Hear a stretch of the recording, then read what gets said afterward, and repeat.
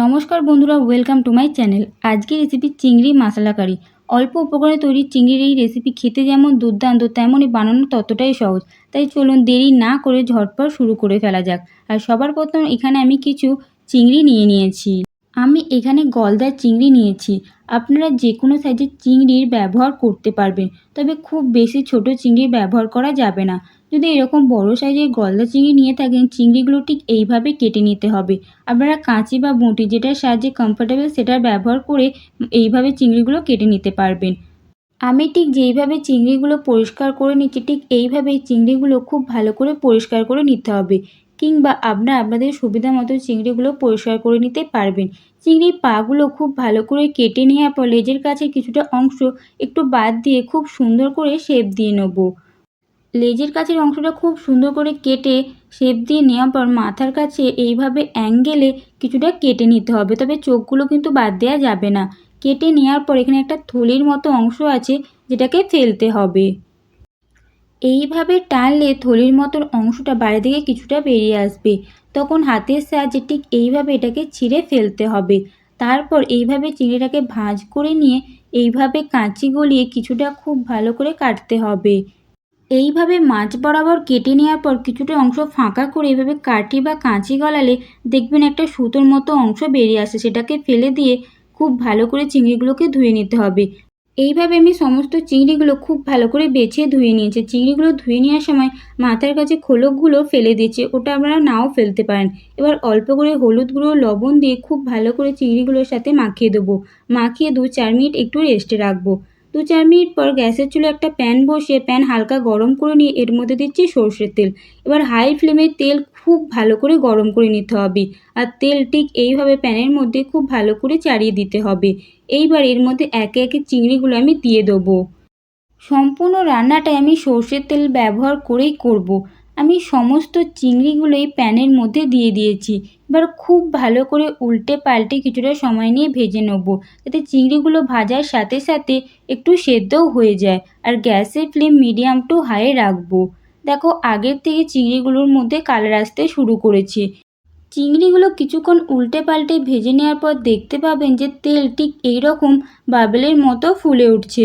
তখন বুঝে নিতে হবে যে চিংড়ি খুব সুন্দরভাবে ভেজে নেওয়া হয়ে গেছে। চিংড়িগুলো আমার ভেজে নেওয়া হয়ে যেতে আমি একে একে চিংড়িগুলো তেল থেকে তেল ঝরিয়ে তুলে নিয়েছি।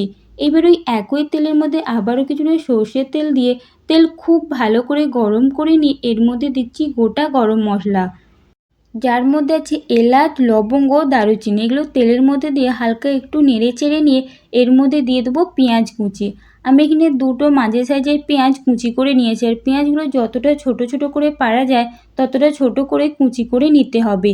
এবার মিডিয়াম টু হাই ফ্লেমে পেঁয়াজ খুব ভালো করে লাল লাল করে ভেজে নেব। পেঁয়াজ এখানে আমার খুব সুন্দর করে লাল লাল করে ভেজে নেওয়া হয়ে গেছে।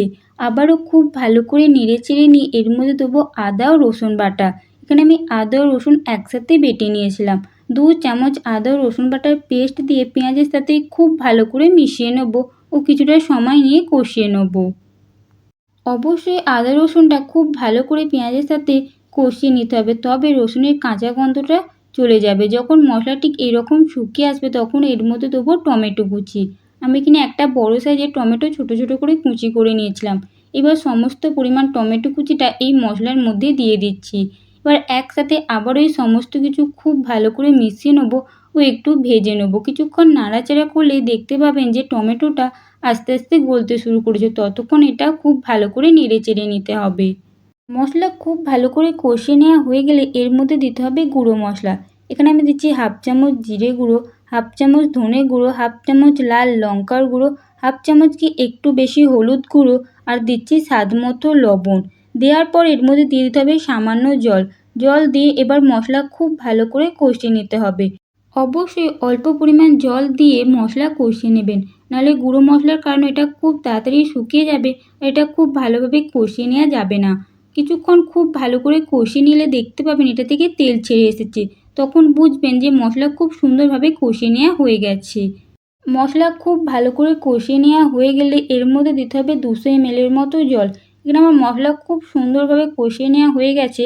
এবার এর মধ্যে আমি 200 ml এর মতো জল অ্যাড করে খুব ভালো করে এটা একসাথে মিশিয়ে নেব। খুব ভালো করে সমস্ত কিছু একসাথে মিশিয়ে নিয়ে গ্যাসের ফ্লেম হাইয়ে করে দেবো। হাই ফ্লেমে খুব ভালো করে গ্রেভি ফুটে এলে এর মধ্যে একে একে দিয়ে দেবো চিংড়িগুলো। দেখুন এটা ফুটতে শুরু করেছে, এইবার এর মধ্যে দিয়ে দেবো চিংড়ি। আমি একে একে চিংড়িগুলো এর মধ্যে অ্যাড করে দেবো আর খুব ভালো করে এগুলো ফুটিয়ে নিতে হবে। খুব ভালো করে দেখুন ফুটে গেছে। এবার ওপর থেকে আমি ধনেপাতা কুচি ছড়িয়ে দিয়ে এটা ঢাকনা চাপা দিয়ে দেবো। দেওয়ার পর গ্যাসের ফ্লেম মিডিয়ামে করে দেবো। মিডিয়াম ফ্লেমে এটা খুব ভালো করে কিছুক্ষণ ধরে ফুটিয়ে নেব। কিছুক্ষণ খুব ভালো করে ফুটিয়ে নেওয়ার পর ঢাকনা খুলে একে একে চিংড়িগুলো উল্টে নিতে হবে। অবশ্যই কিন্তু চিংড়িগুলো এইভাবে উল্টে নিতে হবে, তবে চিংড়ির মধ্যে মশলা খুব ভালোভাবে ঢুকবে এবং এইগুলো খেতেও খুব ভালো লাগবে। সমস্ত চিংড়িগুলো খুব ভালো করে উল্টে নেওয়ার পর আবারও ঢাকনা চাপা দিয়ে খুব ভালো করে ফুটিয়ে নেব। এইভাবেই কিছুটা সময় নিয়ে খুব ভালোভাবে ফুটিয়ে নিলে গ্রেভিটা শুকিয়ে আসবে আর এখানে চিংড়ি মশলা কারি একদম তৈরি হয়ে যাবে।